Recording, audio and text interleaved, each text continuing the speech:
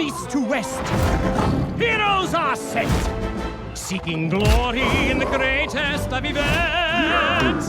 There are knights on noble steeds, those who will bring them to their knees. There are monsters to test their mettle at every turn. Legends will rise based on their merits. There's even pirates riding parrots.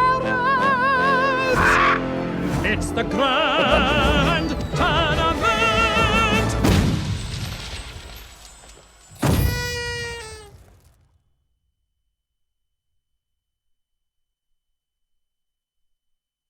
Alright, welcome back everyone to the StarLadder series Hearthstone Season 1 LAN Finals with me still, Aquablade, casting. We're onwards to the fourth match of the day where both players will be playing their second game.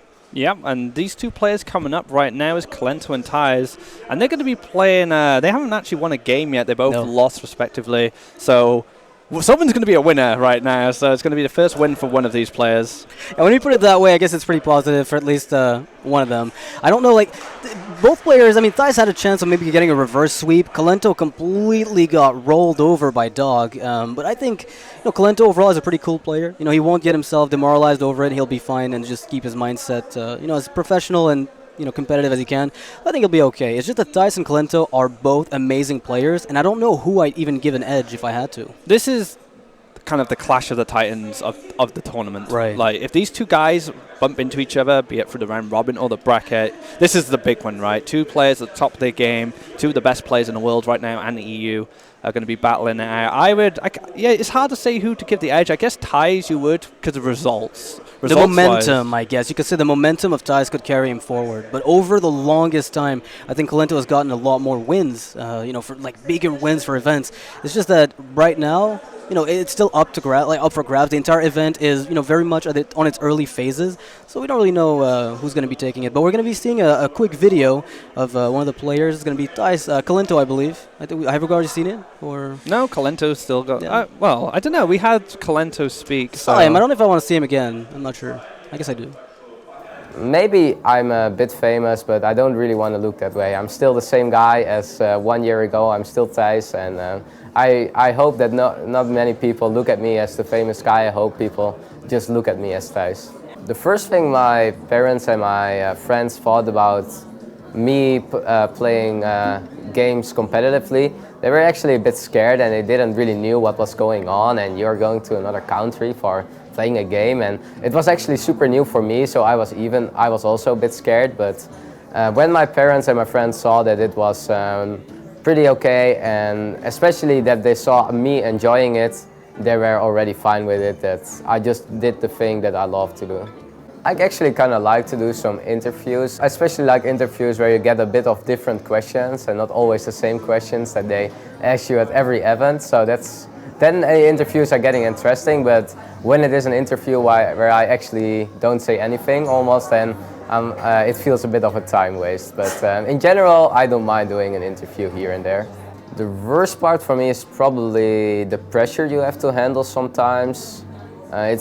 It sounds sometimes easy, but there is a lot of pressure on yourself, or at least I'm putting a lot of pressure on myself every time I go to a tournament. If you want to be one of the better players, you have to put a lot of time, a lot of effort into the game, into yourself, and you really have to get that motivation, and it's really hard to handle it sometimes for yourself to stay that strong. Alright, so it wasn't Kolento, it was Thijs, but Thijs, still, with the positive mindset, I'm sure the last loss he got will not affect his play here at all, and I want to see what he ends up, doing in this series. You made a really good point about esports and its growth. His family weren't quite sure where this whole thing was going when he first started flying out to events, but they've seen what he's achieved and what he's capable of now, and now they support him. Not that they didn't support him before, but now a bit more confident in supporting a new industry and a new career path for this, like a young guy like Thijs. Yeah, I mean, the esports scene is booming, and he's, I wouldn't say on the ground floor since it's been going on for a while, but as far as Hearthstone goes, he definitely is there. This is basically the second year of Hearthstone's, and competitive-wise, I think this is the biggest year so far. So it can only go up from here, at least for a while, and Thijs being in the loop is definitely something positive. Now, Kolento, his opponent, we're going to see a little video of him as well. He's got probably some more to share with us, maybe some confidence tips. He's good at that. Иногда, например, в аэропорту кто-то меня узнает или на улице, например. Ну ладно, ну узнали. Но все равно я бы предпочел, чтобы меня никто не знал, просто играть. Ну, максимальные плюсы, конечно, заработок очень хороший, как для жителя Украины. У нас зарплаты в Украине, как известно, не особо высокие. И быть игроком на высоком уровне приносит очень хороший доход. К тому же я занимаюсь тем, чем я хочу заниматься. Я всегда играл в компьютерные игры до того, как я стал профессиональным геймером. Сейчас я делаю, в принципе, то же самое, только мне за это платят. Ну, хорошо, что сказать. Маленький минус в том, что когда я стримлю, мне иногда просто хочется поиграть для себя, но приходится стримить тоже, потому что есть контракт, и у меня есть свой стрим, и не хочется его бросать тоже, потому что дело, которым я занимался, как я стал известен. All right, some Kolento just giving a little, I guess, tips or rather information about how it is to be a streamer. Yeah, insight into his professional life. You know, he said he has a salary that pays more than most jobs within his home, in his homeland. So, and he gets to do what he loves. He said, he played PC games before he became a professional, but now he gets paid to do it. So sounds like the life. Sounds like the life. Sounds to like me. the dream to me. I mean, I used to work as a baker in Ukraine, and my salary was miserable. And ever since I started casting, it's been amazing. Yeah, so there we go. He could have been baking cakes, but instead he's smashing people at Hearthstone, right? Yeah, exactly. So Kolento and Thijs are going to be fighting it off. I want to say that Thijs's momentum from the past events, as I mentioned, is probably going to be what gives him, because he seems really upbeat about everything that's been going on these days, and he's determined to win. So his plays have been, he's been practicing a lot, and I think he's got the perfect team for that. They're a cohesive unit, and as a result, whenever there's something that he needs to ask questions about, his teammates are there for him, and that gives him, I think, a lot of a big edge over the entire field. I mean, the G2 team is a family. Yeah. That's the way I see it. They're all friends. They care about each other. They care about each other's results, and they all want to achieve the same thing. So not only are they friends and they have personal relationships, they all have the same goals. So that's a really good strength of an esports team, especially in Hearthstone, where people are like, "Why do you need a team for? It's a single player game, right?" But teams definitely help. They help motivate you. They help drive you. They help you practice. Yeah, especially I think G2 is doing that a lot. It's doing what Thijs needs it to do to bring him forward. So for the classes they're playing, they're both sharing the Hunter Paladin. Seems like a common trend in this event so far. People have all been bringing, it seems, these two classes as a part of their standard lineup. And for the third class, Kolento is bringing his Mage and Thijs his Warlock, with both players banning Warrior. One thing that Kolento has over Thijs in this match so far is information. Kolento has only revealed his Hunter deck, yes. Whereas Thijs has revealed everything. So there's still a few surprises at Kolento's sleeve going into this game, whereas Thijs doesn't have a lot of information on him, apart from Face Hunter exists in his lineup. What's interesting, too, is that Kolento is the type of player who, when he starts with a deck in a Conquest format, I don't remember seeing him switch after he started. Like, if he's starting with a deck, he's just going to keep going with it until it wins, or just loses every single game with it. Yeah, I guess good strategy, especially at an earlier point in the event where you, like I said, don't want to give too much information to your upcoming opponents. If you're gonna have to win with the deck anyway, right? So you might as well conceal some of the key cards in your other decks until later games where you're actually winning. Yeah, I mean, it's kind of logical if you think about it, because it gives you, even though you lose the edge immediately, you do gain it over the long term against your other opponents. Maybe the War of Information is worth a lot. Now, Thijs with a double Ardent Squire Direwolf Alpha opening, that's going to give him a lot of wiggle room. Like, this is pretty much what he's looking for here. He's getting a free trade on the Secret Keeper. Sort of free. Argent Squire is excellent when it comes to Paladins, especially these aggressive Secret Paladins, because it's usually a 2-for-1.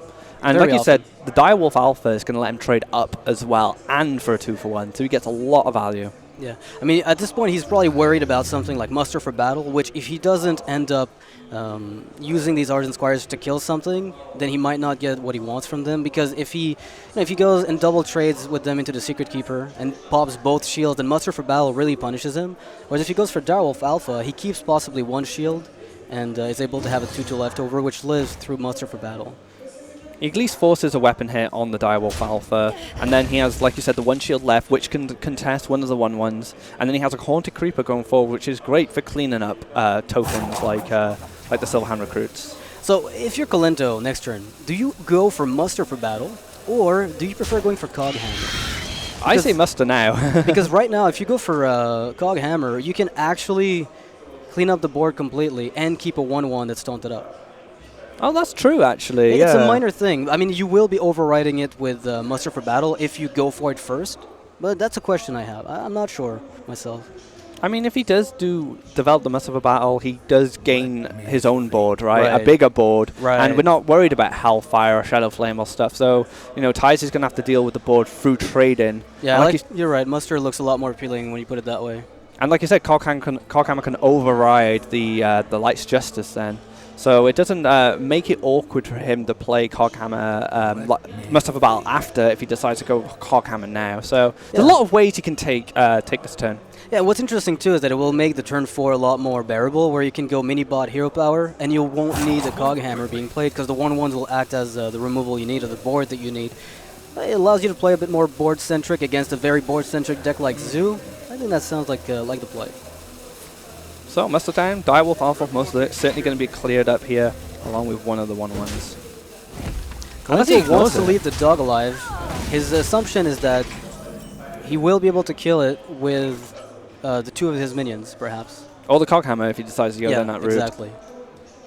The Voidwalker might prove a bit of a problem. Annoying here, yeah. But maybe this is what Kolento wanted. He wants to bait the Consecration. Like, he's ready because the Consecration can clear up the Direwolf Alpha if it's on full health, and probably with those 1/1s clean up anything else that comes out. And in this case, he's totally right. If he goes for that play, it could work out. He's got the option, of course, of playing the Juggler, maybe with a mini-bot, or going for the Cog Hammer play again. But it doesn't seem as strong. So if he runs his weapon into the Void Caller or a dude, and then he consecrates, he can clear up, and he leaves a 1/1 alone. Alone, yeah. But exactly. is that strong enough against Zoo? Because Zoo just keeps recharging its board. Which is exactly why, the board-centric play, it makes a lot of sense, whereas Cog Hammer is a lot weaker. So you either go for Consec for the clear and you keep a 1/1, which is kind of weak, or you go for this line of play, which is very board-centric, and now Thijs needs to have Implosion in a position like this one. Yeah, Abusive Sergeant. We'll let him trade up against the Knife Juggler, but it's not quite like you were looking for. Like I said, an Implosion would be fantastic because you start developing more dudes and you're just trading away. But Consecrate, it does run into Consecrate, which is unfortunate. But Horn Creeper's not bad, actually, to go with the Abusive. I mean, what else would you want on 2? It's a good outcome. I mean, playing the Abusive here, it's alright. But the second Creeper is justifiable as well. I don't know, because on turn 5, you're probably going to want to play Doomguard if nothing else shows up. Because if you play the Abusive here, then maybe you have to go for an awkward life tap, because you can't weave it in later. Whereas if you wait to play the Abusive, on turn 5, say, you could pick up another 2-drop and go with the Abusive then, and then your curve is a bit more bearable. I think this is better because it forces him to trade his minions in if he wants to consecrate cleanly. Yeah, it's a bit awkward. Either way, whatever you do here was a bit awkward from Thijs' perspective. Again, Implosion would be an amazing card to find. Void Caller would also do a lot of work. I do like popping the spiders and just consecrating. And you can set up an Avenge then as well. That seems quite clean. But you're using a lot of resources. And if he is running Divine Favor is super weak against Zoo. Someone's playing Farmville at the bottom. Do you think it's Kolento or Thijs? I think it's Thijs. Kolento's got no time for games. Did you hear him in the interview? He said, I don't like when it takes too much time. It's super serious. Would he really play Although that might just be efficiency speaking. I can play Farmville while I play Hearthstone. It's a 2-in-1. No, he just doesn't care about the Hornet Creepers. And like I said, I think the problem is, if he did go for the Consecrate play, he just throws away a lot of resources straight away. Coghammer coming down, and it hits a good target as well. That's probably the closest thing to a good outcome as Kolento could have hoped for. And now these cards for Thijs do nothing. Kolento is going to let Thijs hang himself. He's going to give him the rope. He's going to be like, you know what? I'm going to let you pop your own spiders, and I will just wipe your board cleanly afterwards. So definitely something that Kolento is expecting here. All right. This is really rough for Thijs. Do you want to overextend even more into the Consecration? Do you think your opponent would have played it already? That's the question. If he plays Abusive now and he gets Consecrated, he might just play Doomguard if he has to. If he doesn't have Consecrate, he has a bigger board. I think that's what he's thinking about. Yeah, I mean, the reasoning is, if I'm going to play Doomguard anyway next turn, I'm going to end up... Oh, Kolento with the BM! And the crowd love it. They love a bit of BM in the evening, I guess. Oh, wow. Lots of pressure on Thijs' life now. This Paladin has been picking up the pace, and whereas Thijs is it's not over yet, but it's not looking good at all. Thijs can't life tap without fear of dying. If you go for Doomguard, all you're killing is a 1-1, and maybe your follow-up is just miserable. And out go Dr. Boom in the Void Terror, giving him no board at all on the follow-up, unless it's a top deck. And this means Kolento is probably feeling fairly confident here. He got 6 damage on board, his opponent's on 3. Another muster for battle as well, so you can swing face here, set those secrets as well, which just put more pressure on Thijs and more questions, especially if it's a noble sacrifice. I don't think he even needs a muster at this point. Well, you might as well do it. What could Thijs be playing ever that would wipe the board? I mean, a Shadow Flame makes no sense in Zoo at all, right? There's so many board clears that you just don't expect to see. Unless Thijs is playing the, the awkward Dread Infernal coming out of nowhere. We have seen that card make an appearance in some of the mid-range Demon Logs a while back, but in Zoo, not so frequent. Ah! Defender of Argus, that's something. Yeah, something. It's interesting he opted to attack a minion there. Thijs did not go for the tap into a 2-drop, or 3-drop, I mean a 2-drop to maybe go with the Defender. It would have to be a 1-drop, I think, because he had only 7 mana, so he needed to find another Void Walker, which I think wouldn't save him. So Thijs recognizes that he was done, and out he goes. So we still haven't seen the Mage from Kolento as well, so he didn't start with the Hunter like he did against Dog. So maybe he's saving the Hunter for last, because Thijs knows everything about the Hunter. He doesn't know anything about the Mage or the Paladin.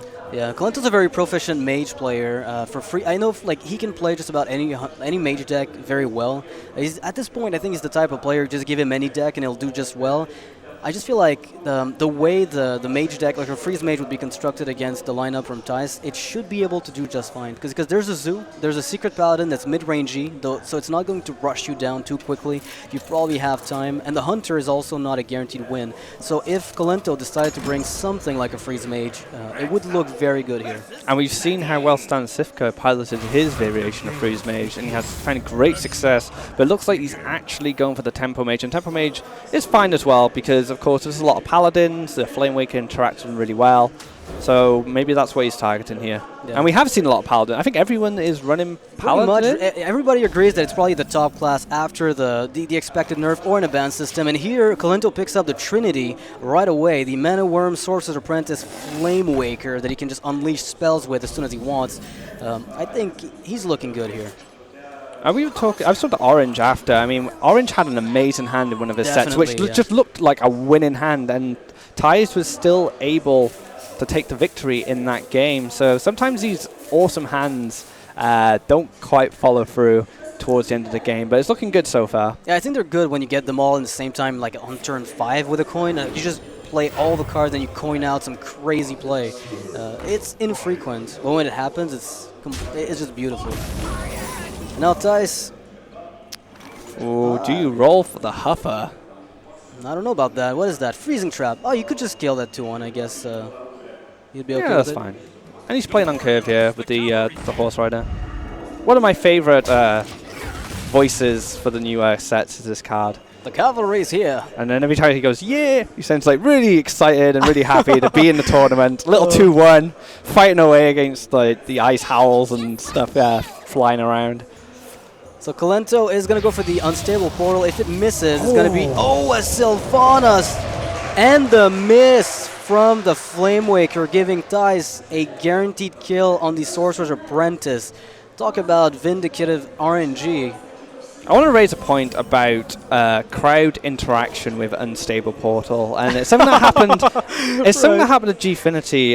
One of my old teammates, Sottle, was playing, and I can't remember who he was playing against, but he Unstable Portal Scenarios, and everyone just went bonkers. Like they were like, "Yeah, this is great!" Like cheering, and I'm pretty sure his opponent was like, I know what's up. Something scary has gone into his hand. And Thijs right now, even though like he can't hear the crowd necessarily, but he can definitely feel the ground shake. So he definitely knows something's up in Kolento's hand.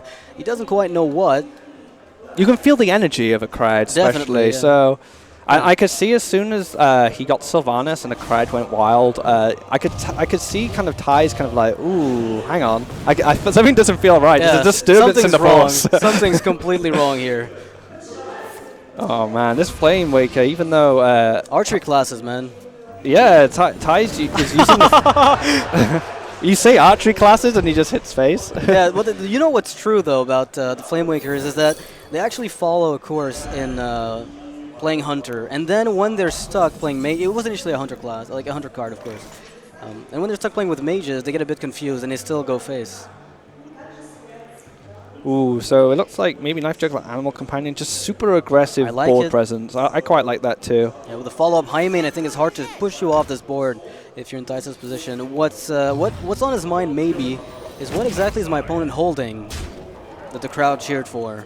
Yeah, I know. That must be in the back of his head thinking, they cheered. That could be anything. That could be, I don't know, Mysterious Challenger. It could be an Alakir. It could be literally anything. Yeah, it's pretty scary for Thijs. I mean, I'd be scared of a Wisp. That's a lot of value for 0 mana. Wow, the crowd playing mind games with Thijs, just cheer at anything. Oh, it's a Wisp, cheer. Oh, man, because you two participate in the Hearthstone tournament. Whirling Zap-O-Matic Go. Oh!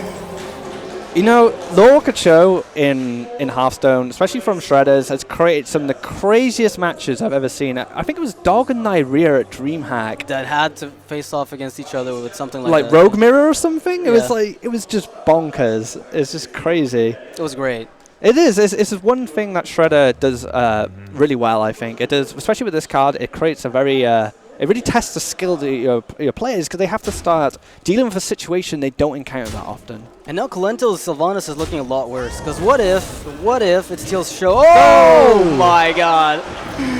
Oh, the esports. There's too many esports. I need to leave. I'm liking this. Arcane Blast. That's not something you see very often. This is a card that's gone through a bit of discussion recently. Jab seems to think it's really good, whereas other players seem to think it's all right. So Kolento seems to agree on the good side, at least. Yeah. Run it in his deck. Kolento also agrees that he can't give his opponent's Fireball. Yeah, what do you do here as Kolento? Unstable Portal, a Spellbreaker to deal with your own show and then move on from there.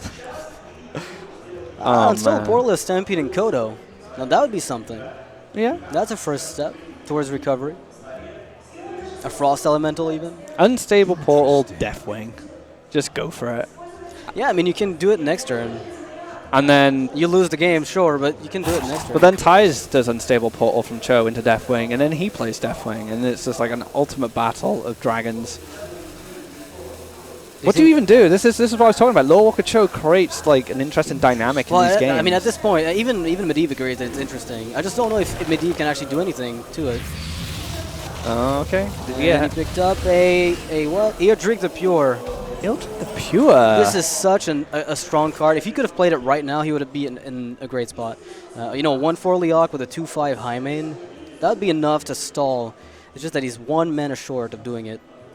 If only that had come from the first Unstable Portal.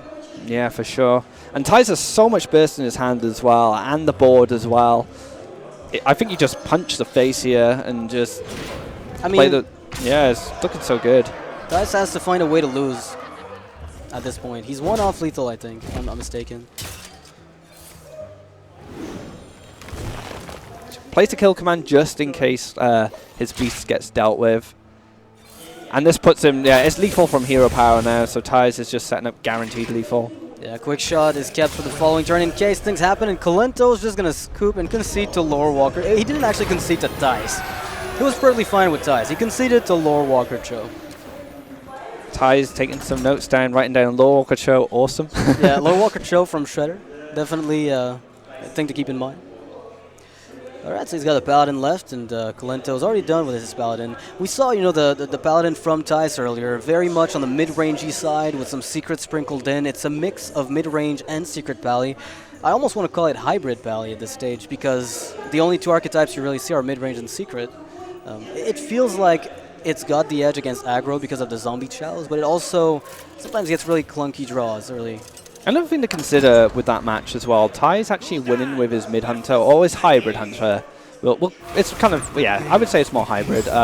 Face hunter going into hybrid hunter, face hunter generally has the advantage because it just kills them faster. So Kolento lost a good matchup with Thijs winning that game, which could play a part in the overall series. Now he's going to be playing his Tempo Mage versus the Zoo from Thijs. People seem to agree that it's a bit favored for the Zoo, but not by much, just because it's a little bit faster on average. But with a hand like this, again, Kolento showing just how fast the deck can come out. And if Thijs doesn't pick up an early start as strong as Kolento's, this could go Kolento's way. And Mana Worm is such a big influence into the strength of an opening Tempo Mage. And he does find the Flame Waker as well, so he does have a curve going forward. Voidwalker's cute, but that's about it. If you play Knife Juggler, you're giving your opponent a Flame Cannon / Frostbolt target, and then you still have to deal with the 1/3. So it's, I mean, you have to take the chance that maybe you get a trade with it, and it's a 1-for-1, and usually it's good enough. It's worth the it's worth the risk here because you do have an Imp Gamboss to follow up, so you do have a nice body to come next. But if you play the Knife Juggler and he doesn't have anything, you're good. You're good. You're happy. Even if you get a trade here, 1-for-1, you're happy with it. You know, maybe the Arcane Missiles just go nowhere in this case. Thijs is probably playing around more around Frostbolt and Flame Cannon perhaps than the Arcane Missiles or Arcane Blast. But it is something that could give him... He's got a chance if he goes in with the Knife Juggler. I mean, Mana Worms, if you leave them alone too long, they can... Well, they become salty dogs pretty quick. Yeah. Well, they're not 7/3s, but, you know. Oh, he's decides to go with the egg. Okay. Alright, so the reasoning probably is that he can curve with Juggler Voidwalker next turn and threaten a Void Terror. He can top deck a Void Terror, he can get a Power Overwhelming and Abusive Sergeant. So the egg may be more of an investment into the future rather than an immediate reward. And I think that's kind of what Thijs is hoping for here. And he picks up exactly that. And the egg does make Flame Waker a little bit weaker as well, because if those pings hit the egg, you may be giving him a 4/4. So, like I said, it's a future investment for the kind of the turn 3 to 5 part of the game. All right, so Thijs here has multiple options, but not all of them are equally appealing. I feel like popping the egg here, as you said, you know, it protects you against Flame Waker or Arcane Missiles to just play minions that don't, you know, suffer from it. And in this case, Kolento's hand is nothing but pings. And that's another issue, this card, the egg creates issues, but also the Imp Gamboss, because if those pings start hitting the Imp Gamboss, he gets value. So Thijs here playing around the Flame Waker, and he knows Kolento has the coin as well, so other things to consider. All right, we're going to see a Spellbreaker or a Army Cowl.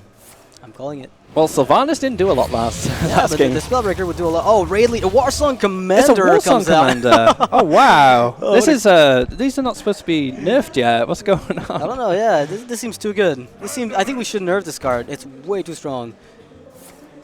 Coin. With the ping. So he's going to not give his opponent the ability to get a lot of 1/1s. And so, by doing so, he's actually giving himself... the ability to play his Flame Waker with Arcane Missiles without fear of everything going wrong. Very clean play from Kolento there, clearing up the threat that threatened his Flame Waker. I mean, the egg is still there, but there's nothing active on the board that can really challenge this without any help from an Abusive Sergeant or a Power Overwhelming.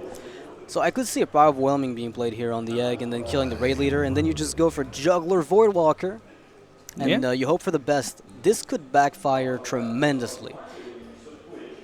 I think it's good. And if you play both minions, like the Flame Imp and the Voidwalker, that's also somewhat okay. I mean, do you kill the Mana Worm instead? It's going to be less of a problem. The Raid Leader is an easy kill. You play for value with the egg, and you also get, you know, 2 triggers from the Juggler. Oh, Kolento knows he needs to juggle. Oh man, Thijs, does he? Oh, he gets it. Oh. Second knife goes to the face. Yeah, the Flame Waker though, with the Arcane Missiles, definitely a game changer. Although I wouldn't be, you know, unhappy to see the Shredder here. Yeah, I quite like Shredder as well, but now Flame Waker can take advantage and not spawn any imps or spawning any spiders from the eggs. This is terrible. Oh, this is good. This is pretty okay. I mean, it's not the thing you wanted, but you're happy. And now this is giving him, this is giving Thijs, that is, the opportunity to go for the Void Caller. So you can actually give an Abusive Sergeant if he wants as well from the Mad Scientist. Yeah. The following turn and a Flame Imp. So Mad Scientist is not going to get much value because of Thijs' one drops at least. Yeah, the Mirror Entity just doesn't look good. I just think you can wait all you want before you trigger it, so Thijs still has the edge here. Kolento could get it back, obviously, you know, with a hand like Paladin Shredder. Possible follow-ups definitely can improve this. So Shredder's going to come down. Abusive will most likely be copied unless he draws something worse for Kolento to have on this side of the board. So unless it's not Mirror Entity, and then we've all been fooled. And it's Effigy, and he trades, and it's chaos. And it spawns another Shredder, and then Lore Walker Cho comes out, and then things spiral out of control. So Abusive in the Argus? I mean, that seems pretty good. Yeah, it looks fine. It looks okay to me. It's a pretty... I mean, what's good about playing both? Oh my goodness. Okay, change of plans. Do we change plans? I think you've changed plans. This guy's Eternal. And you can taunt him up as well. Yeah, I mean, the 10-8, that's not fireballable. It's Duplicate. A duplicate. Surprise! Oh, yeah, that's going to have to die. Yeah, that needs to go. That needs to go. Well, does it really? Look at the board. Does it have to go? Yeah, I'd never want to leave one of those around. Sure. Perfectly fine. I was just looking at the 10-8 and, you know, the 6-5. And I thought, maybe, just maybe, you don't want to kill this. So nothing can be pinged here. Kolento's on the ropes. He needs to be able to kill at least the Flame Imp with the Arcane Missiles and maybe get himself a Fireball to finish off Mal'Ganis. He's got the Shredder, 3 of a kind. It's a Shredder party in his hand. I don't think I've seen so many Shredders. Very good missiles here, hitting nothing worthwhile. And the pressure can go on. No damage taken from the life tap at all because of Mal'Ganis. And look at all this stuff he can play. He can just swarm the board. But he has to think about Flame Strike, I suppose, as well. I mean, it's an uncommon sight in Tempo Mage, but you do see the occasional Tempo Mage running like a Flame Strike or a Polymorph, and then you're taking off guard completely. And as a result of that, you end up losing because you just overextend, not expecting. I think Hot Form was running one during the... Definitely, yeah. Yeah, I think Hot Form was running it. But whereas I don't think Jab was. So it just goes to show the variety of these Tempo Mage decks and how they changed based on the player. All right, now Kolento has the opportunity to go Shredder Arcane Blast to finish off the Direwolf. You're still leaving around the 11-8 Mal'Ganis. I mean, you could get a Neutron from your Shredder, and then that saves you for one turn. Just Mal'Ganis stepping on the little robot, which keeps screaming, hello, hello, hello. Mal'Ganis is like, yeah, I don't want to hear anything of this. Keep me out. Oh, man. Checkmate. And Kolento calls the checkmate, and Thijs is going to be up 2-1 over Kolento. Again, Tempo Mage showing, you know, Orange ran into the same problem, I think. He gets good hands, but for some reason, even that's not enough. And like you were saying previously with Thijs, he doesn't even rate Tempo Mage as a top 10 deck. Yeah, Thijs does not believe in Tempo Mage one bit. Well, I mean, at least a little bit. He does, you know, listen to other players who say it's good, and he thinks to an extent they must be onto something. But whenever he plays it, he says he doesn't like it too much, and as a result, he never. I don't think I've seen him bring it anywhere. RDU has brought it. Life Coach played Mech a lot. Besides that, not much coming from Thijs as far as mages go, besides Strage. So once again, in Kolento's opening hand, he finds a Mana Worm, and he gets a Flame Waker this time. So Kolento is on track for a steady curve. He still has a few draws to go. Yeah, he needs to find, you know, he needs, again, to find himself a decent follow-up. Mad Scientist, Sorcerer's Apprentice, but besides that, when you get the Mana Worm, you're already well on your way to curving. And Thijs picking up the double Noble Sack Opener. The double get down. It's not awful, because the Mage actually can't kill it with a ping. They actually have to attack into it, which in this case plays into your game plan. Ooh, Golden Challenger. He likes Oh, goodness. Who would craft that? Forsten would. He definitely would. Yeah. Thijs didn't seem like he must have gotten a pack. Thijs didn't seem like the type of guy to go for a golden challenger. It's pretty though. It is. It's a nice card. Just maybe the stats are a little too high. Arcane Blast. Not what you're looking for, but you can kill that mini-bot if you like, and because there's no muster for battle possible next turn, you're guaranteed to be able to play the Flame Waker and maybe use your Mana Worm to kill another 2-drop. So I wouldn't be surprised to see Kolento go for that. Yeah, that looks pretty good. Like I said, muster for battle's not an issue. It's not until turn 3 onwards we start seeing weapons from the Paladin to start contesting these You minions. could also just ping the shield. It does the same thing, really. I mean, sure, you're not killing it right away, but you're killing it next turn, probably. Speaking of Massive Val, there it is. Thijs is good. He draws Wild Growth when he plays Druid. He gets Muster when he plays Paladin. He knows how to play this game. The skill of a professional player. Yeah. No, I think the ping was definitely better because you can just use Arcane Blast here. I mean, it makes no sense not to ping. And Flame Waker on its own is generally quite weak unless you know they don't have a good answer to it. Yeah. And you generally want to play Flame Waker with a spell, so you get immediate value. It's not just a body sitting there. So yeah, like you said, the ping is letting him line up for that Arcane Blast next turn. But Thijs needs to think, what's he going to do about this mini-bot and where should he go? I mean, if you attack phase here, you're forcing Kolento to deal with the 2-2 by either using some of his mana or playing a spell to buff up the Mana Worm. If the Mana Worm attacks, no matter what, you're able to kill the Mana Worm with your Muster for Battle or the Spider that you've got. So I think technically attacking into it doesn't do anything. If anything, it just speeds up Kolento's ability and opens up his options. I mean, his ability to kill it and opens up his options. You don't want to do that. So you just attack phase and let Kolento deal with it. What about Arcane Intellect here? I know you play into Muster, but you do cycle your deck a little bit. No, I think I like that. I thought that was the initial game plan. Yeah. I mean, you could Arcane Blast to protect your worm, and then Muster can't kill it. So that's another thing to consider. But I think just drawing deeper right now would probably be better. Yeah, I agree. I think it's a perfectly fine play. And now Kolento is going to have to make up his mind. Do I trade, do I not? I think so far the game has been lining up to this exact moment. Which is Mana Worm finishes off the Shielded Minibot. So Muster for Battle comes out, of course, as expected. Kolento probably knew about it, but he's got the Flame Waker, he's got the Arcane Blast, and he's going to be able to at least pop the Spider and finish off some of the 1-1s that are on the board. But that is tempting. Oh man. It's a tough call. Unstable Portal Ping looks good. I don't mind it because your turn 5 could just be Flame Waker, Sorcerer's, Arcane Blast.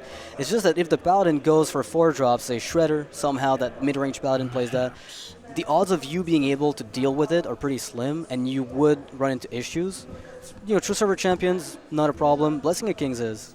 If you had picked an Arcane Missiles instead, it would have been definitely worth investing in Flame Waker, but I don't think an Arcane Blast is enough right now. You kind of want to throw a bit more out to get more pings. I mean, I wouldn't be surprised if you just did it. But, again, Unstable Portal Ping looks good. You might be able to pick up even a 3-drop that you can play right now, or a 2-drop that impacts the board immediately. I think Kolento agrees with you. Let's see what he finds this time. That's fine, It's something. It's a 2-drop. It costs you 2 mana. It's not a deficit. It's not a card you put in your deck, but it is a card. So he's found at least a body to contest this board. He actually goes with the Apprentice. Okay. All right, and he runs into Consecration. Oh, man. Kolento not going to like what Thijs just picked up here. Dealing 2 damage to all enemy characters. That'll kill everything he's got. Consecrate seems obvious, right? It seems obvious, but the more I think about it, the more I have to wonder if you need to use it. But the problem with a Sorcerer's Apprentice, the problem is you would at least kill a Sorcerer's Apprentice, and in that case, you would expend 2 minions, and then you'd have 2 minions to contest his Raptor, which means why don't you just go for Consecration instead of using your 1-1s? So it's like a cost-benefit analysis, not a very complicated one in this case. But the amount of actions and investment you would make if you were just to trade were a bit too high, I think. I mean, a turn before, I mentioned that Flame Waker just seemed a bit weak, but the board state hasn't changed for Thijs, so it still seems weak unless he picks up an Arcane Missiles. So Drake has to come down here, then he finds a true Silver Champion off the top, which lines up perfectly with it. Thijs finding answer after answer for Kolento's stuff, and he sets up a Noble Sacrifice. Yeah, I mean, the Noble Sacrifice is not immediately relevant, but it will set up an additional secret for next turn when he plays a Challenger. So he'll be able to actually have the full-on, the Christmas tree going on and just doing everything that combo does, basically. Killing the 2-1, bringing it back to life. Super awkward for Kolento here. He does, however, have the Flame Waker turn that he might have been looking for. He's just got to be worried about whether or not this is Avenge or Competitive Spirit. Like, if this is Competitive Spirit, if you're Kolento, you are literally scared for your life. I think you need a Flame Waker Frostbolt face here, at least, to protect the Flame Waker from the True Silver and hopefully clear all the 1/1s. Yeah, I think the face with the Frostbolt makes a lot of sense. But if the Arcane Blasters come down, where it goes is kind of another thing. Like, it could go on the Creeper. I'd go on a Spider, I think, yeah. It's kind of high risk, high reward, right? Because if it doesn't clear enough, you might have enough to deal with the... I mean, I'd Frostbolt face first, and then maybe see where... I'd go with the Arcane Blast first to make sure the 1/1s are on the board already, so that your one pink... Because if you end up hitting the 1/2 with the Flame Waker hits, it's going to be a little unfortunate. And he just goes for Duplicate, which makes a lot of sense if you think about it, because he's got the Arcane Blast with double Flame Waker. We didn't catch that. We did not catch that, but that's definitely a play that makes a lot of sense. But now, does Thijs even care? None of your business. Yeah, Thijs is thinking, if this is, a Mirror Entity, then it's pretty unfortunate if I give him a 6/6, but ultimately it'll run into Noble Sack, and I don't care. So he's perfectly fine with giving his opponent, if this were Mirror Entity, a 6/6. He's going to check for Duplicate. Yeah, Christmas comes early for Thijs, and he's looking really far ahead. No Repentance, I imagine. There's either no Repentance or no Competitive Spirit from Thijs. He hasn't played either one of them either. There might be, I think it's Redemption, because he played Noble Sack himself, right? So I think he was running only one copy of Redemption. Oh, maybe, yeah. Avenge. Noble Sack, Competitive Spirit, and Redemption. So no Repentance. Yeah, we saw Dog earlier play one copy of Redemption, one copy of Repentance. I know RDU was a big... he theorycrafted a lot about the Secret Paladin deck when it first came out back in the ATLC times, and he said that you would have to at least cut down on some secrets if you want to optimize the Paladin list. Looks like this mid-range list is working for Thijs today. I like it is mid-range, so you do have to make some sacrifices on the secrets to squeeze in stuff like Tyrion and Dr. Boom. And Repentance is really strong against Druids and Handlocks, and this is not what we're seeing a lot. Apart from Stan Sifka, all the other players are bringing the Paladins, the Mages, the Hunters, so not as strong. So Kolento here playing the 2/2 first, perhaps playing into the... Wow, this is the worst I think that could have happened. Oh man. This is legitimately the worst. It kills the spider and hits the minion that's already frozen that you don't ever have to deal with. Literally the worst. And then Spirit goes off. No, literally the worst. I guess double face. No, actually popping the spider's worse. Everything, this was... I don't even know what to say. Yeah, even Kolento strokes oh man. Kolento, what is this game and why do I play it? So Thijs is going to take it 3-1 over Kolento. Keeping the momentum on his side at least. I mean, we've seen Kolento lose 2 games now. I mean, it's still early days. We still have a lot of games. We have games today and tomorrow, but I'm sure Kolento wants to find a win. Kolento wants to find a win, and after what happened to him with Dreadscale against Dog, and what happened here, in the games against Thijs, I don't think there was too much RNG that went wrong. Besides maybe the Flame Waker just going full face against the Hunter. That was a bit unfortunate. Well, the Lore Walker show played a big role, but we don't. It only ended up in Thijs' favor because he had board. It could have kind of went either way depending on what the spells were. Yeah, depending on who had the edge at that specific moment, it could have gone either way. But we're gonna see what Thijs has to say about his win. Probably that he's pretty happy about himself. Thank you very much. So, congratulations. This is your first winning for today. And what was the reasons of your previous loss? The previous loss was mainly my lineup is pretty made around Druid, and I lost a pretty hard matchup against Druid. And being 2-0 behind, still fighting back to 2-2s. But at the end, I couldn't get my win with my Hunter. Did your opponent in this match surprise you with anything? Well, I only saw Kolento as Hunter before because he only played as Hunter. But I expected Tempo Mage and I expected some Secret in too. So he didn't really surprise me. Some cards like Duplicate was something I didn't expect, but in general, not many surprises. Okay, and your next match will be versus Cypher. What do you expect from this match? Hard to say yet. I really have to look what his lineup is. I know he has Druid, so I think that's a good advantage for me. But we will see. He plays soon already too, so I'm just going to watch that match and make my conclusions.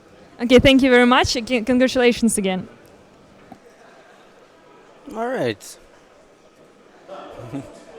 So we saw Thijs here, just, he's feeling pretty confident, I think. I mean, he beat Kolento. He said that he knew kind of what was coming in, and he's got a third match today against Cypher a little bit later. Cypher, who actually lost 0-3 in his first match against Tensivka. Yeah, and dogged 0-3'd Kolento as well. So Kolento did gain at least one win from that series, so maybe he's got some work. He's got some work to do, but he's got some progress at least. But overall, I thought it was a good game. It seemed pretty honest. RNG didn't play a huge role, apart from maybe that low Wakacho. It did swing in Thijs' advantage because he had the high main there, he had the Leok, so he could just kind of push damage because he forced. If Kolento wanted to use removal, he was getting it as well. So exactly. If he used fireballs, he was just giving burst to the Hunter. So apart from that, it seemed pretty fair. I like, honestly, one thing I have to say about the games we've had today is that they're entertaining. If anything, it makes, the ban really makes for very different lineups just because patrons are not involved. And if this is going to be what, the future of Hearthstone looks like, I'm happy with the change they made. Maybe not the exact change, but the fact that patrons going to be played a little bit less, Stansivka doesn't mind it. Other than that, I mean, I think the games today, if they're a glimpse of what's coming in for BlizzCon, I'm in. Yeah, it's looking good. Nice, high action, fast-paced games, a lot of energy. Instead of kind of players trying to counter each other with patron. So, yeah, it's looking good so far. So, we'll be taking a short break, guys, before the next match. It is going to be Cypher versus Orange, and maybe Orange can get himself a second win. Cypher definitely wants to at least get one match won for the day. We'll be right back after the break. Do not go anywhere.